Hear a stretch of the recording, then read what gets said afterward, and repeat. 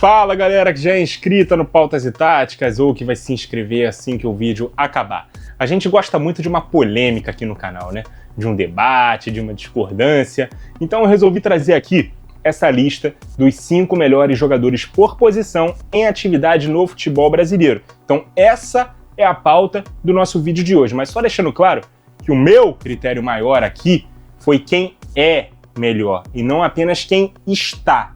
Mas é claro que o momento também foi muito levado em consideração em casos onde não temos um desnível muito grande entre os jogadores, tanto para ranqueá-los dentro da própria lista, quanto para deixar um dentro e o outro fora, beleza? Outra coisa, eu vou fazer algumas menções de jogadores que não entraram no top 5, mas que também têm muita qualidade. E óbvio que em alguns casos, jogadores que estão lesionados ou que chegaram há pouco tempo nos clubes, né, considerando o fato de que a segunda janela de transferências do ano fechou há pouco tempo, vai me fazer também colocar jogadores com esse contexto, né, dentro das listas ou mesmo apenas como menções, beleza? É claro que eu sei que essa lista não vai ser unânime, e aí qualquer discordância que vocês tiverem é só fazer as suas próprias listas nos comentários, se possível usando e abusando da educação que vocês têm e respeitando opiniões contrárias, beleza? Sejam as minhas ou de qualquer espectador aqui que também vai participar da nossa interatividade no nosso vídeo. Então vamos começar com os goleiros, e antes de listar o top 5, eu quero mencionar os ótimos Rocher, uruguaio do Internacional, Cássio, lenda do Corinthians, atualmente no Cruzeiro, Everson, excelente nome do Atlético Mineiro, Gabriel Brazão, grata surpresa do Santos, e Rossi, argentino do Flamengo, beleza? Na quinta posição, Rafael do São Paulo, o nome que finalmente fez o torcedor do tricolor paulista parar de sofrer com a posição desde a aposentadoria do Rogério Ceni. Em quarto, Léo Jardim do Vasco, pegador de pênaltis, dono de muitas grandes defesas e constantemente pedido pela torcida cruz-maltina na seleção brasileira, além de ser o goleiro mais bem pago do país. Em terceiro, Hugo Souza, falando em seleção, ele é quem vem sendo convocado entre os que atuam no Brasil. Falando em pegador de pênaltis, ele se destaca muito nesse quesito. E já que mencionamos o Cássio, ele substituiu muito bem o jogador após a sua saída. Em segundo, Fábio do Fluminense, extremamente longevo e que mesmo aos 45 anos segue jogando em altíssimo nível. Recentemente foi inclusive amplamente considerado o melhor goleiro da Copa do Mundo de Clubes. E se o Cássio é uma lenda do Corinthians, o Fábio é uma lenda do Cruzeiro, beleza? E o melhor goleiro do Brasil, na minha opinião, é o Everton do Palmeiras, também bastante veterano, são 37 anos de idade. Ele que esteve também entre os 3 últimos goleiros, né, os 3 goleiros convocados da última Copa do Mundo e que segue transmitindo muita segurança no gol do Alviverde. Nas laterais eu tive muita dificuldade, especialmente para listar os que jogam pela direita. Ainda assim eu quero mencionar o Fagner do Cruzeiro, que está lesionado, né, nesse momento, e o Marcos Rocha do Grêmio, que jogou muito pelo Galo, pelo Palmeiras, agora mais velho, né, segue em atividade no tricolor gaúcho. Em quinto lugar, eu listei William, do Cruzeiro. Ele que chegou a perder a posição para o próprio Fagner, mas há pouco tempo fez um ótimo Brasileirão, chegou até a ser convocado para a seleção brasileira no ano passado. Em quarto, Mike, do Santos, outro com passado no Cruzeiro e também no Palmeiras. É um dos recordistas de títulos do Campeonato Nacional e é atualmente titular do Peixe. Em terceiro, Kelvin, do Palmeiras, justamente o jogador que chegou para ocupar a posição deixada pelo Mike e também pelo Marcos Rocha, com a saída de ambos do elenco do Verdão. Ele foi destaque do Atlético Paranaense na campanha do vice-campeonato da Libertadores de 2022. Em segundo, Vitinho, do Botafogo, recentemente convocado para a seleção, excelente na marcação, um tanto quanto falho na chegada à linha de fundo e na execução de cruzamentos, mas ainda assim é um dos mais regulares jogadores do elenco campeão brasileiro e da América no ano passado. E o melhor lateral direito do Brasil no momento é Paulo Henrique, do Vasco, também recentemente convocado para a seleção e provavelmente o melhor da posição no Brasileirão de 2025. Ótimo na defesa e com ótimas chegadas ao ataque. Ele disputa a posição com outro selecionável, né, o uruguaio Pumita Rodrigues, e não deixa dúvida de quem é o dono absoluto da lateral do time de São Januário. Na esquerda eu quero mencionar outro vascaíno, o Lucas Piton, além do Marlon do Grêmio, o Guilherme Arana do Galo, o Bernabei do Internacional e o Cuiabano do Botafogo, esse último reserva da posição, mas que seria titular em vários outros clubes do país. Em quinto, Kaique Bruno, do Cruzeiro, um dos melhores da posição nesse Brasileirão. Suas atuações fizeram o clube abrir mão, inclusive, do excelente Marlon, que foi para o Grêmio. Em quarto, Luciano Juba. Se o Kaique é um dos melhores, Juba provavelmente é o melhor lateral esquerdo do atual Campeonato Brasileiro. Versátil, ótimo ofensivamente, chega bem ao fundo e apoia bem por dentro. Merecia uma chance na seleção pelo menos uma vez nesse ciclo, hein? Em terceiro, o Piquerez, do Palmeiras, um dos mais regulares jogadores do país na posição nos últimos anos. O uruguaio esteve lesionado na reta final da última temporada e fez muita falta ao time, mas de volta ele segue jogando em altíssimo nível. Em segundo, Alex Telles, do Botafogo, jogador de currículo invejável e que esteve na seleção na última Copa do Mundo. Também chegou a ser convocado nesse ciclo e é o responsável pelo cuiabano ser reserva no Glorioso. E o melhor lateral esquerdo do Brasil é Alex Sandro, do Flamengo, o titular da seleção na Copa do Catar em 2022. Também foi titular nos 2 primeiros jogos de Ancelotti na seleção. Tem grandes chances de ser, inclusive, o dono da posição em mais um Mundial. Vamos agora, então, para os zagueiros. E entre esses jogadores, eu optei por uma lista só de 5 nomes. E por isso temos várias menções para fazer. A dupla do Botafogo, Caio Pantaleão e Alexander Barbosa, a do Galo, com o Lianco e o Júnior Alonso, além dos zagueiros Léo Pereira, do Flamengo, Robert Renan, do Vasco, Murilo, do Palmeiras, Arboleda, do São Paulo e também o Kahneman, do Grêmio. Isso tudo só de menção, tá? Agora vamos à lista. Em quinto lugar, Vitão, do Internacional. Eu fico indignado com como esse rapaz, que há pelo menos 3 anos joga muita bola e não teve nenhuma chance sequer na seleção brasileira, mesmo sendo tão jovem. Muito técnico e ótimo nos duelos individuais. Em quarto, Fabrício Bruno, do Cruzeiro, ainda tentando vaga ali no próximo Mundial e presente nas 2 últimas listas do Ancelotti. É considerado o zagueiro mais rápido do país, excelente na proteção da profundidade e com ótima capacidade de jogar em linhas altas. Em terceiro, Léo Ortiz, do Flamengo. Para muitos, ele é o melhor zagueiro do Brasil na atualidade, pelo menos pensando em seleção. Altamente técnico, chegou a jogar como volante com o Tite no Flamengo e foi elogiado pelo Zico como um camisa 10 jogando de zagueiro. Olha que puta elogio, né? Em segundo, Gustavo Gomes, do Palmeiras, com toda certeza o melhor zagueiro do Brasil nos últimos anos. O Paraguai é o maior artilheiro da posição na história da Libertadores, um símbolo de liderança, né? E muito mal comparando, é uma espécie de Sérgio Ramos sul-americano, entre muitas aspas, né?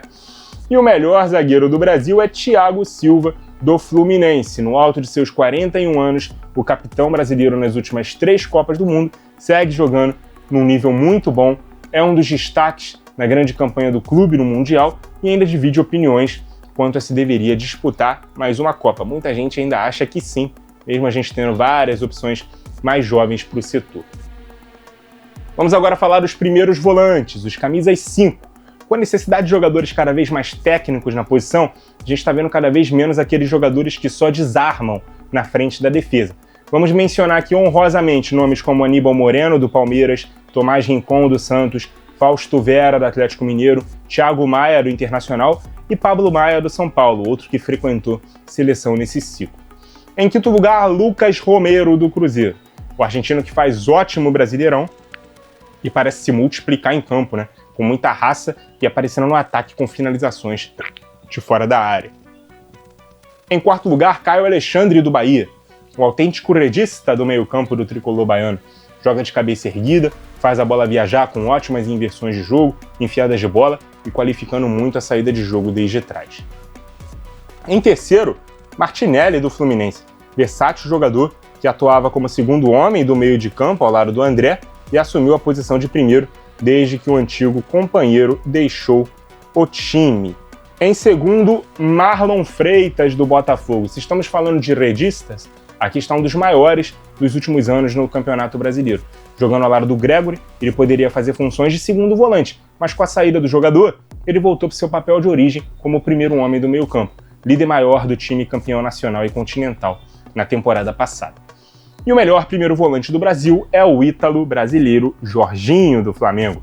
Mais um redista, referência mundial na posição, enquanto esteve no auge, jogando no Napoli e depois no Chelsea, comandado por Maurício Sarri, que o levou de um clube para o outro, inclusive.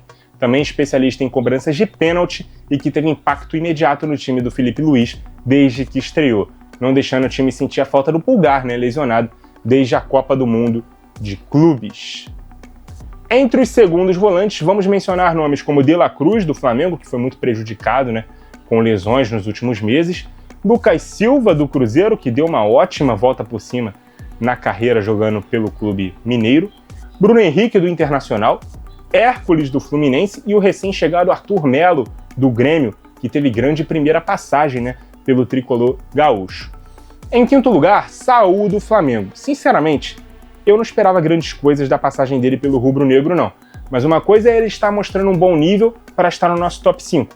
Outra é ele ser muitas vezes superestimado, ao meu ver, e ganhando mais elogios do que de fato ele merece. Talvez seja uma visão particular minha, né, que esperava pouco pelos últimos anos dele na Europa. E eu tô vendo ele apresentar um grande futebol por aqui. Mas eu deveria ser um desses que tá muito impressionado e, pô, não tô. Mas enfim, top 5 para ele já tá de muito bom tamanho. Em quarto, Danilo, do Botafogo, chegando nessa segunda janela aí do ano, tratado como um reforço de peso do clube, um dos mais caros, se não o mais caro da história do Glorioso. Também vem sofrendo com lesões que o impedem de estar mais acima da lista, mas ele pode jogar tanto como primeiro, como segundo e até mais avançado, mas é como um 8 que ele mais se destaca, né? Ele surgiu no Palmeiras como um jogador com muito potencial para fazer carreira na Europa e também com a amarelinha, mas teve poucas convocações e jogou apenas 3 temporadas no Nottingham Forest. Em terceiro lugar, Jean Lucas, do Bahia, mais um que frequentou a seleção recentemente e está jogando muito nessa nova função, né, que vem fazendo. Ele que foi revelado como um meia mais avançado, agora ele é mais um segundo volante no time do Rogério Ceni, né, um autêntico box-to-box. Em segundo, Marcos Antônio, do São Paulo. Na opinião dos torcedores do tricolor paulista, o melhor jogador do time nas ausências de nomes importantes como Oscar, Lucas Moura e Caleri.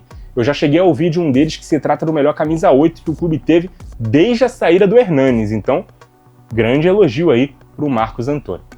E o melhor segundo volante do Brasil, talvez nem esteja jogando nessa posição no momento, mas a tem como a sua função principal, é o Andreas Pereira, do Palmeiras. Às vezes um 10, às vezes um ponta, mas sobretudo um meio armador do mais alto nível para a realidade do país. Para mim é nome obrigatório na lista do Ancelotti para a próxima Copa do Mundo, beleza?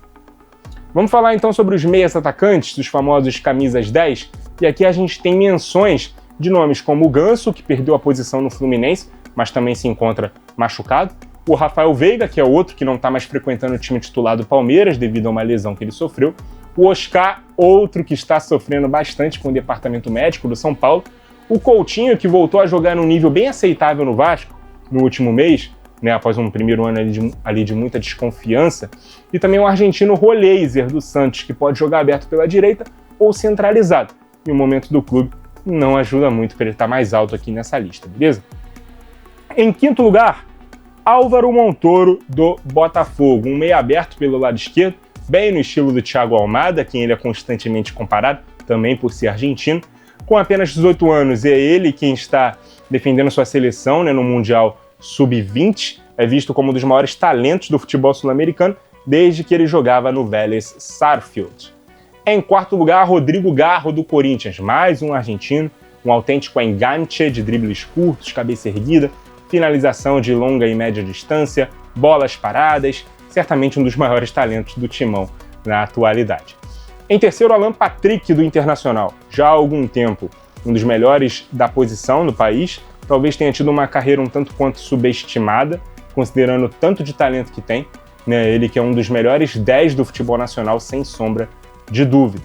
Em segundo lugar, Matheus Pereira, do Cruzeiro. Para quem diz que o 10 clássico não existe mais, tá aí o maior exemplo que o nosso futebol nacional tem a oferecer nos últimos 2 anos. Ele teve uma ou 2 convocações ao longo do ciclo, mas deveria estar mais fortemente considerado para compor o nosso elenco na próxima Copa. Haja visto não só suas grandes atuações, como também a nossa carência de jogadores na posição.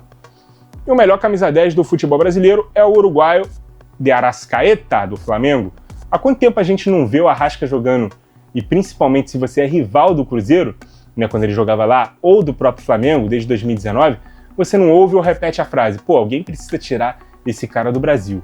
E mesmo quando sua longevidade parecia estar ameaçada, achávamos que ele iria começar a ter um declínio técnico na carreira, ele ressurge com uma veia artilheira, um nível técnico de futebol que o coloca na disputa para ser o melhor jogador do atual campeonato brasileiro. Então, por tudo isso, o Arrasca é o melhor 10 do Brasil na atualidade. Nas pontas, para quem gosta de bradar que, por exemplo, só se produz pontas na base do Brasil, cara, fazendo essa lista aqui, eu me surpreendi com o nível dos jogadores dessa posição, que não tá lá tão alto assim, jogando no nosso país não, hein? Nossos melhores pontas estão realmente jogando no futebol europeu. Começando com o lado direito, onde a gente pode mencionar o Lucas Moura, do São Paulo, que está frequentemente machucado, e o Felipe Anderson, do Palmeiras, que demorou a, de fato, começar a render num grande nível desde que chegou, né? Muitos torcedores, inclusive, eram muito críticos ao Felipe Anderson, que chegou a pegar um banco com todo merecimento, né? Mas agora ele voltou a ser o titular e dono absoluto da posição. Em quinto, Kevin Serna, do Fluminense, o colombiano habilidoso e driblador, que salvou o clube da queda no ano passado com gols decisivos na reta final, e está tendo a difícil tarefa de substituir o compatriota John Arias na titularidade da posição. Chegou a ter suas grandes atuações recentes reconhecidas e foi convocado para a seleção do seu país. Em quarto, Ryan, do Vasco, a joia do clube de São Januário, o jogador que mais cresceu de rendimento desde que o Fernando Diniz assumiu, né, o comando técnico do time. Atacante que tem sido um dos jogadores mais decisivos para o clube, que parece já não falar mais em rebaixamento, e terá no fim do ano uma semifinal de Copa do Brasil para jogar. Em terceiro lugar, Gustavo Scarpa, do Atlético Mineiro, o versátil meia que pode jogar pelos dois lados e até como ala. Atualmente atuando nessa função, ele consegue ser tanto articulador a mais por dentro, como um bom finalizador com o pé cruzado, além de ter a bola parada como um de seus pontos fortes. Em segundo, Everton Ribeiro, do Bahia, com um estilo técnico e tático bem parecido com o Scarpa, mesmo aos 36 anos, segue jogando fino da bola. Já fez funções de interior de posse, camisa 10 clássico e principalmente de meio aberto. Dono de excelente visão de jogo e também de dribles desconcertantes provenientes do futsal. E o melhor ponta-direita do futebol brasileiro também é do Flamengo e também é gringo, o equatoriano Gonçalo Plata. Talvez tenha chegado sem muito hype no futebol brasileiro, mas a descrição midiática contrasta com o tamanho de seu futebol, potencializado no grande coletivo do time.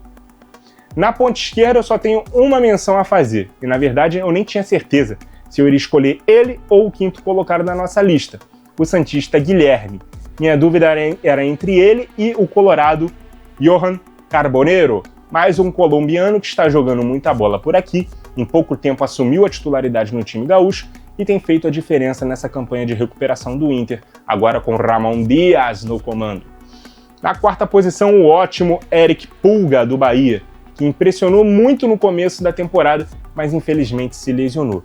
Mesmo com 25 anos, que é considerado uma idade de auge dos jogadores, e tendo explodido tarde na carreira, não tenha dúvida que o futebol europeu está de olho nesse menino. Ou, na pior das hipóteses, os maiores clubes do Brasil vão tentar sua contratação em breve.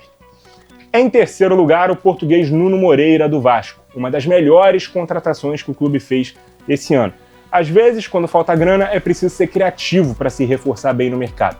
Ainda assim, ele não foi tão barato, né? Foram quase 20 milhões de reais para tirá-lo do modesto Casa Pia de Portugal, o tipo de contratação que só um bom scout faria.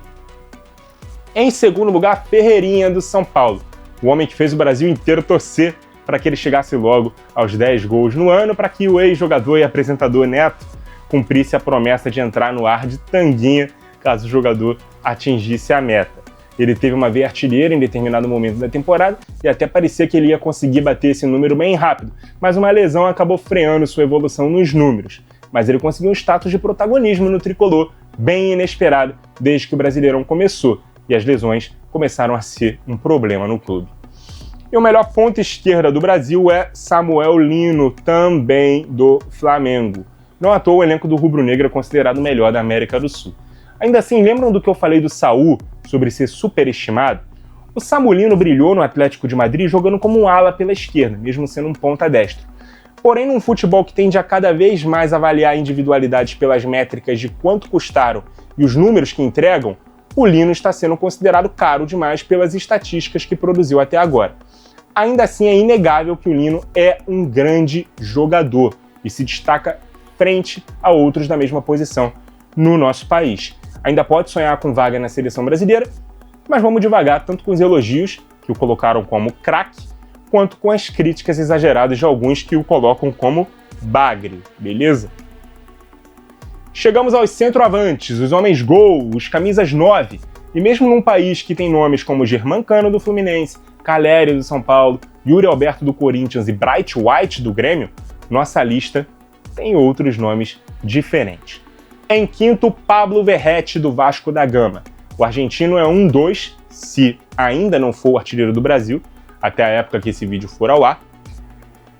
Ótimo no jogo aéreo. Ele só não está mais alto, né, nessa lista por estar vivendo uma fase que leva inclusive alguns a questionarem sua qualidade como jogador fora da área e se ele deveria seguir sendo titular do clube. Mas eu acho uma bobagem, cara.